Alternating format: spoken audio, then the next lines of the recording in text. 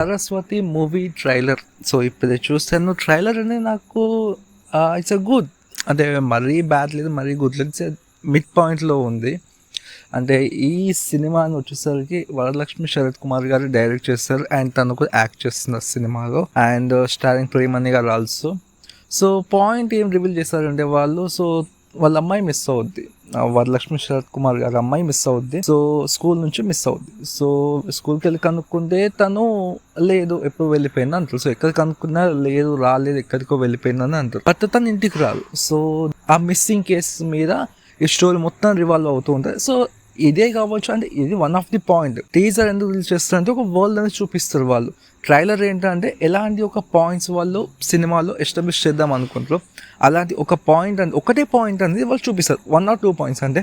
So ఇది one of the points. So story మొత్తం దీని చుట్టూ తిరగచ్చు, లేదు అంటే మాత్రం ఇది one of the point. So ఇంకా చాలా సర్ప్రైజెస్ ద మెయిన్ స్టోరీ కూడా ఉండొచ్చు, మెయిన్ కాన్ఫ్లిక్ట్ అనేది. అందుకే ఈ యొక్క ట్రైలర్ అనేది ఇట్స్ గుడ్. సో ఈ ఒక పాయింట్ మీద, సో ఒక అమ్మాయి మిస్సింగ్ కేసు మీద ఈ కోర్టు చుట్టూ అది తిరుగుతూ ఉంటుంది. సో హియరింగ్స్ అని అది ఇది అని చెప్పి, సో ఫైనల్లీ తన కూతురు దొరికిందా లేదు.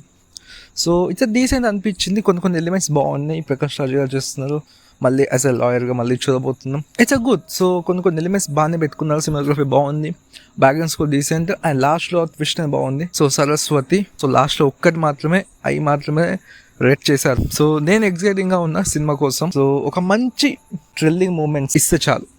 అంటే ఇప్పుడు ఎగ్జాంపుల్ చెప్పాలంటే వకీల్ సాబ్ ఫిలిం ఉంది. సో వకీల్ సాబ్ ఫిలింలో కొంచెం ఇంట్రెస్టింగ్ క్రియేట్ అవుద్ది. సో ఒకదాని తర్వాత ఒకరి, సో ఒకరు హై అయితే ఇంకోరు హై అయితే లో. సో కో డ్రామా మూవీస్ అనేవి ఇలాగే ఉండాలి. క్రాస్ ఎగ్జామినేషన్ అవ్వాలి. ఒక సైడ్ హై ఉంటే ఇంకో సైడ్ లో ఉండాలి, తర్వాత ఇంకో సైడ్ లో ఉంటే ఇంకోసారి హై ఉండాలి. సో ఇట్లా ఇంట్రెస్టింగ్. ఎగ్జాంపుల్ మన తెలుగులో రీసెంట్గా వచ్చిన కోర్టు ఫిలిం కావచ్చు. సో ఒకసారి శివాజీ గారు హై ఉంటే ఒకసారి ప్రియదర్శి గారిలో, మళ్ళీ ప్రియదర్శి గారు హై ఉంటే శివాజీ గారిలో. సో ఇట్లా బ్యాలెన్సింగ్ అనేది చేస్తూ కనుక తీసుకెళ్తే మన కో డ్రామా మూవీస్ అనేవి సూపర్ వర్క్ అయితే. థ్రిల్లింగ్ మూమెంట్స్ చాలా ఉండాలి. సో ట్విస్టులు కానీ సర్ప్రైజెస్ కానీ ఈ మధ్యలో థ్రిల్లర్ ఫిలిమ్స్ అంతలా ఇంప్రెస్ చేయట్లేదు తెలుగులో. సో ఈ సినిమా మాత్రం మంచిగా చేస్తే హ్యాపీ. నేను ఎక్కువ ఎక్స్పెక్ట్ చేయట్లేదు. చిన్న సినిమా పెద్ద సినిమా అని కాదు, కంటెంట్ ఉంటే ఏ సినిమా అయినా లేస్తుంది, 100% డౌట్ లేదు. సో అందుకే ప్రతి సినిమాని ఎంకరేజ్ చేయాలి, ప్రతి సినిమాకి వెళ్ళాలి. సో నేను ఎక్సైటింగ్గా ఉన్నా ఈ సినిమా కోసం. సో మీరు ఈ సినిమా ట్రైలర్ చూస్తే కనుక సో మీ యొక్క థాట్స్ ఏంటో, సో మీ యొక్క ఒపీనియన్స్ ఏంటో కామెంట్లో చెప్పేసేయండి, తెలుసుకోండి. ఇలాంటి మరెన్నో రివ్యూస్ కోసం మా ఛానల్ని ఇప్పుడు సబ్స్క్రైబ్ చేసుకోండి.